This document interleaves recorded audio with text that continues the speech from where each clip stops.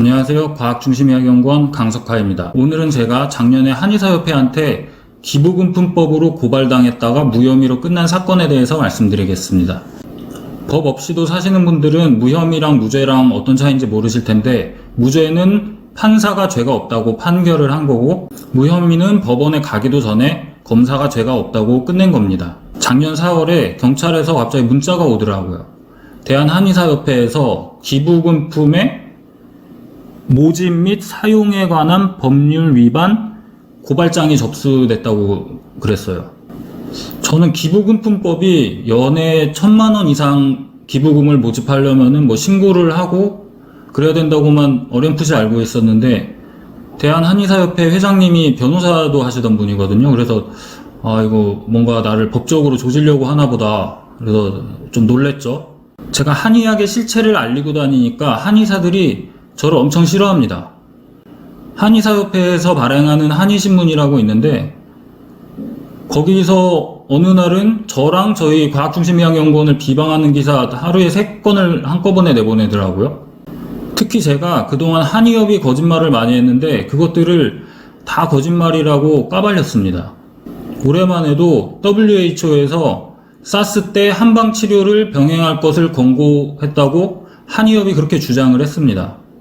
그런데 이게 제가 메르스 때도 한의협이 똑같은 소리를 해서 다 반박을 해줬던 거짓말이거든요. 한의협이 WHO에서 공식 보고서에 그렇게 나왔다고 보고서를 제시를 했는데, 그 보고서를 읽어보면은 Recommendation to WHO, 그러니까 WHO가 공식 보고서에다가 스스로에게 권고를 하는 건 말이 안 되잖아요. 그러니까 그 보고서는 뭐냐면은 WHO의 공식 권고가 아니고 중국에서 중의사들 중심으로 회의를 해가지고 WHO에서 그거를 정리해서 보고서를 만들어준 겁니다. 그래서 그 보고서에는 WHO에 이렇게 권고한다 이런 내용이 들어가 있습니다. 그런데 WHO는 그걸 받아들였냐? 아닙니다. 오히려 이번에 코로나19 때 WHO 홈페이지에는 코로나에 한약을 먹지 말라고 돼 있었습니다. 그런데 3월 달에 시진핑이 WHO에서 거액을 지원해 주기로 하고, 그리고 며칠 뒤에 그 권고가 갑자기 없어졌어요. 그래서 외국 언론사들에서는 이거 WHO가 중국 돈 받고 한약 먹지 말라는 경고를 없앴냐 이렇게 논란이 됐었습니다. 한약재가 식약처에서 철저히 관리돼서 안전하다고 주장을 하는데 이것도 사실이 아닙니다. 심심하면 한약재 유해물질 초과됐다고 기사가 나오고 지난달에도 있었어요. 그리고 국정감사 때도 한약재 GMP 이런 거 관리한다고 하는데 맨날 기준 초과하고 적발되고 한다고 국정감사에서도 다뤄졌습니다. 그리고 저희가 한약재를 직접 그 GMP 인증받은 한약재를 사다가 검사를 했는데 벤조피렌이라고 해로운 물질이 있어요. 그게 옛날에 라면 스프 파동 라면 다 회수하고 그랬던 적 있죠. 그때 나왔던 물질입니다. 오메라는 한약재에서 벤조피렌이 그때 라면 때보다 10배 이상 농도가 나왔는데, 사실 오메는 벤조피렌 검사 항목이 들어가 있지가 않아요. 정부에서 관리 항목이 없어요. 그래서 식약처에서 관리를 한다고 해도 이게 모든 항목을 다 검사하는 게 아니기 때문에 이렇게 구멍이 많습니다.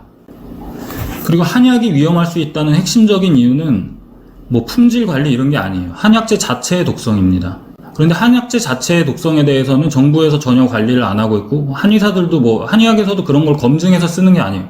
그냥 쓰는 거예요. 암 일으킨다고 의심받고 있는 세신이라는 한약재도 그냥 쓰이고, 전에 한의사 카페 보니까는 다이어트 한약 처방이라고 어떤 한의사가 아주 자랑스럽게 올리고 호응이 뜨거웠는데, 부작용 위험이 크고 심장마비로 죽는 사람도 나오는 마황이라는 한약재가 있는데 그거를 엄청 때려 넣는데요.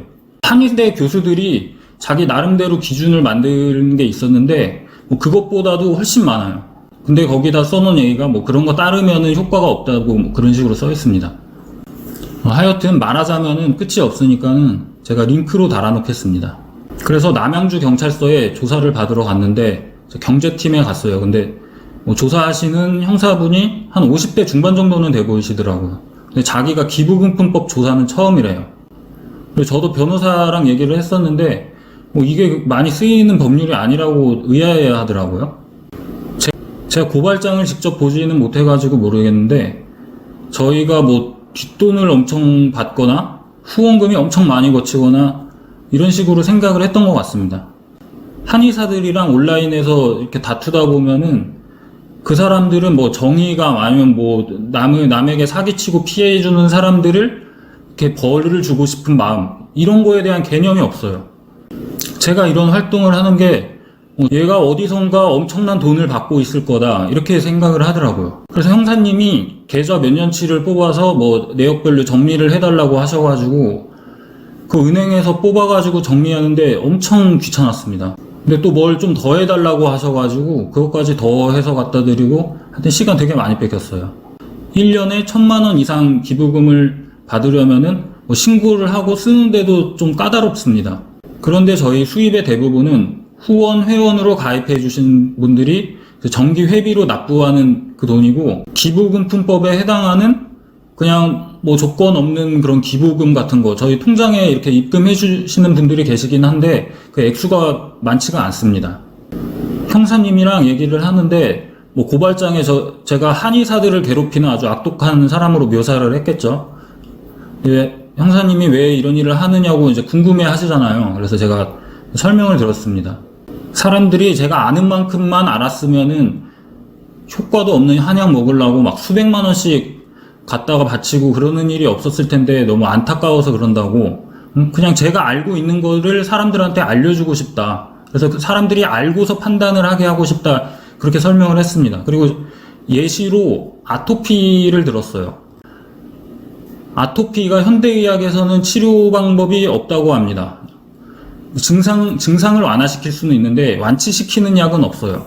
그런데 완치시키는 치료법이 없다는 말이 치료가 안 된다는 말은 아닙니다.